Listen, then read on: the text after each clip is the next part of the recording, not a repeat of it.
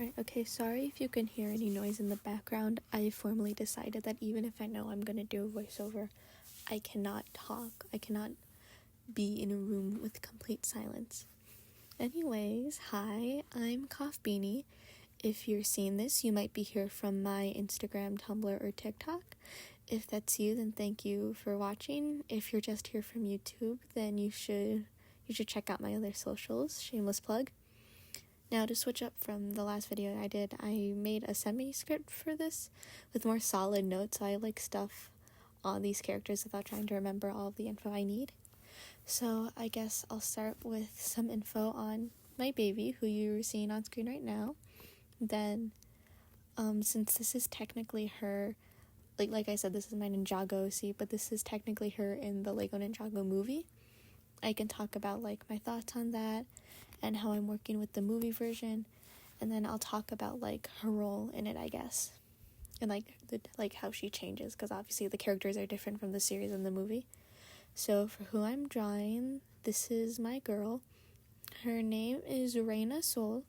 She is the elemental master of summer, so this means that she can do a few different things. So like one of her main things is heat. She can just generate heat and hot weather, so she can like heat up a room, or like make like a room like a furnace, or like just make herself like a human heater if she wanted to. She can also grow things, so like with the help of like the elemental master of spring, the elemental master of summer can like help grow stuff. And she can also do other things like generate storms, thunderstorms, and rain, although that's a bit more of like, it's an ability of hers that's like more difficult to learn. She doesn't like know it straight away. She kind of develops it later on. And like same thing with heat. Like technically with her powers she can form fire, but like she doesn't unlock that ability for a long time, and even then she doesn't really use it as much, just because like that's Kai's thing. She can't be messing with that. And then a big part of her power and all of my other season based OCs is emotions. So her main emotion that she deals with as an elemental master of summer is happiness. So that just means she can sense it in other people. She can sense when other people are happy, and she can increase their happiness, decrease their happiness, or if someone's feeling down, she can just like make a person feel happy. Personality wise, kind of like you can see here, like she's putting on her lipstick, she has her dress on, she's very much like a girly girl, and like she's very feminine. She likes to keep herself looking nice and cute, and like she pretty much like exclusively wears like dresses and skirts. And she's also like very sporty. So like in the Ninjago series, she was formerly a wrestler. Think of it kind of like not really like the WWE, but like semi. It was very much for show, though not as scripted. She tries to keep like on her team. She like tries to keep like the morale high, and like also like with the ninja, she kind of tries to keep things positive. She likes to look on the bright side, and like fighting wise, she's I tried to like show like that she's big, she's strong, so she's very much kind of like a tank character. She just kind of goes in with like brute force. So for me, when I'm working with the Lego Ninjago movie, I think of it kind of like Ninjago but high school AU. So I'm still working on like translating bits from my own like Ninjago AU or like Ninjago rewrite into the movie. But like, I don't know, I feel like a big problem that people had with the movie, which I kind of did, is that like Ninjago is very like, I wouldn't say lore heavy, but there just is like a lot of like history and backstory in like the world, and a lot of like specific aspects of it where like the show has been able to develop it for over like years, and they're still adding on to it, versus the movie couldn't fit all of that into like it's less than 2-hour runtime, I think.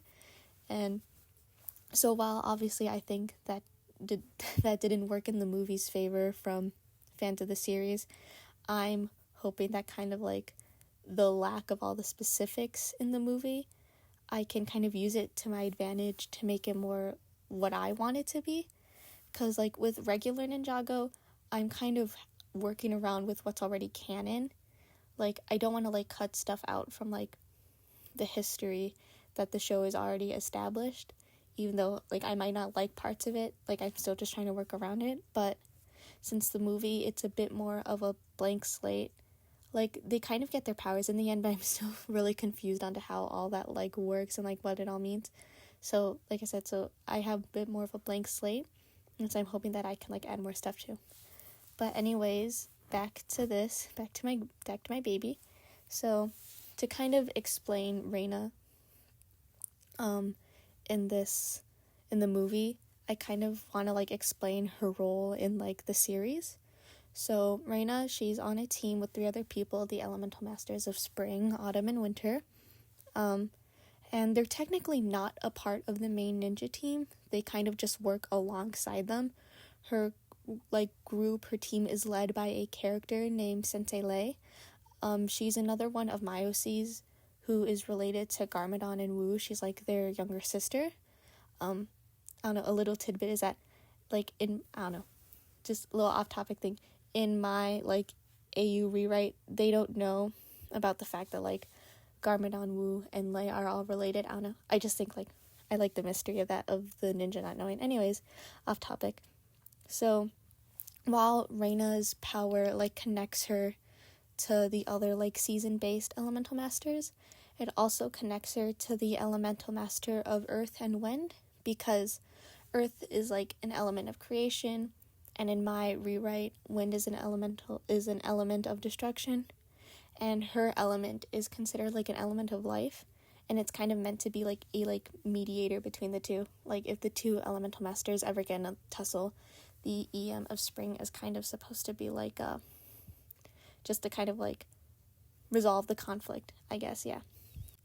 Now, in the series, prior to, like, joining Lei and becoming a ninja, like I mentioned, she was previously a wrestler, but she was, like, a stupidly, like, competitive wrestler. Like, all she cared about was winning through, like, any means possible. She would typically, like, verbally threaten her opponents prior to any matches, but if that didn't work, she would, like, roughen up anyone close to her opponent, so, like, any of their friends or their family. And, like, I know this, like, makes her sound really bad. I wanted her to sound really bad before becoming a ninja, but I still love her, but, like, she does high-key, like, suck before her ninja times. And, like, she also probably wasn't, like, a stranger to using whatever Ninjago's version of, like, steroids. And I know this is gonna sound really stupid, I don't really know how steroids work, and I know I want this to be a big part of her fan season, so, like, I still need to do research on that, so that might be a part that, like, maybe I'll cut depending on, like, what I find out. But anyways, it wasn't until one of her opponents kind of, like, got the guts to do what she does, and so they went after her, and they specifically went after her parents, kind of beat them up, and they got really hurt in the process. Now, like, to Reina, her parents, they're very important to her. They very much encouraged, like, her wrestling career. She did, like, a lot of it for them, and so when they were hurt, she kind of, like, she stopped, and she had to, like, kind of, like, reflect on what she was doing. She kind of, like, got, like, away from her career, and then she decided to use her strength to help others, which is how she ended up meeting Sensei Lei and being a part of her team. Now, I love my baby, but she's also very bad at, I know she was a fighter, but, like, when it comes to emotional or, like, talking things out, she's not very good at that. And so does her just kind of running away from everything and not, like, confronting the people that she hurt previously come back and, like, mess her up, most definitely. Like, girlie's haunted by her past. I don't know what to say. Okay, now, after that huge, like, tangent semi that I went on, how does all of that information that I just spit out at you translate into her movie version? Honestly, I have no idea, because I'm still working on, like, the lore of the movie version. So I'll just kind of, like, go with, like, what I have set now. So in general, Reina and the rest of her team, they don't really hang out with the ninja, at least, like, during school. For Reina, it's a case that, like, she would hang out with, like, the stereotypical, like, mean jock group, kind of like in the movie, like, what was, like, his name was, like, Chad, I think, and, like, the other cheerleaders, like, the ones who were bullying Lloyd, like, she would, like, probably hang out with them in, like, their little group. And so, like, yeah, she's with the kids who bully Lloyd, and so the ninja and the team, like, they're kind of, like, wary of her. And now, like, she can still be mean at times, and I imagine, like, when, like, school first started, she was probably, like, really bad. Like, she would make fun of people, she would spread rumors, and she was definitely big on, like, gossip and drama. And now she can still act, like, a little bit, like stuck up and mean at times, but, like, whenever she's mean, it's mostly just out of, like, ignorance. She doesn't realize she's being mean. It's just kind of, like, how she's used to being. Guys, she's my baby. She's trying her best, please. Also, during missions, like, if you're getting saved by her, you're probably going to hear about, like, what she saw during lunch or what happened during, like, one of her classes or something. Like, she's still one for drama, but she doesn't get involved. She more or less just, like, overhears it and just, like, she doesn't get involved in anything now. She's trying, guys. She's trying to grow and become a better person, please. Also for funsies, like, besides being a ninja, she's also, like, very athletic. So she's obviously probably on her school's wrestling team. I'm still figuring out what other sports she should play, like, during the other seasons. Like, I know, like, in my school, wrestling is, like, a winter sport. And so I just need to figure out what she would play during, like, the spring and fall. I don't know why, but, like, in my brain I have, like, tennis or softball. I don't know, she just seems like she'd play those. Also, like, I know in my school we have, like, a fashion club and, like, a group of women, like, just, like, a club that's, like, a group for women. They talk about, like, important feminist figures and movements, and I feel like she's definitely in, like, whatever the Ninjago High School's equivalent of that is. She's definitely in, like, those clubs. Now, as a ninja, like, in the series, I mentioned that she technically doesn't work with the main ninja, that she just works alongside them. Now, like, in, like, the movie, her team doesn't really do a lot of, like, the fighting against Garmadon. Like, whenever Garmadon attacks the city, they don't really get involved with him.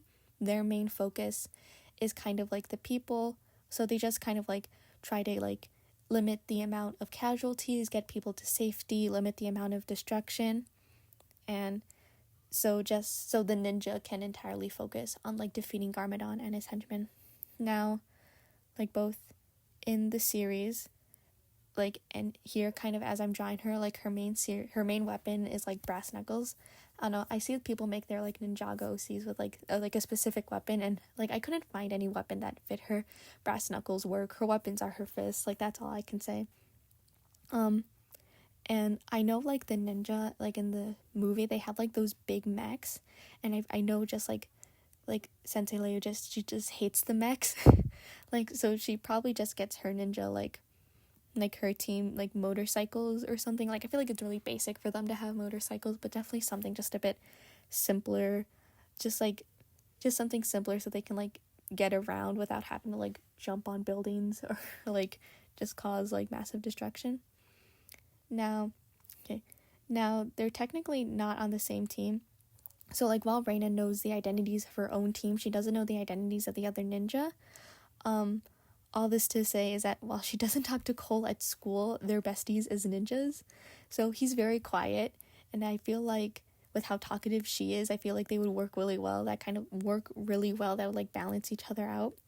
And I feel like he helped her, like, pick out music that she can listen to during fights. I just imagine that, like, he sees Reina at school and he expects her to have very, like, basic poppy music tastes.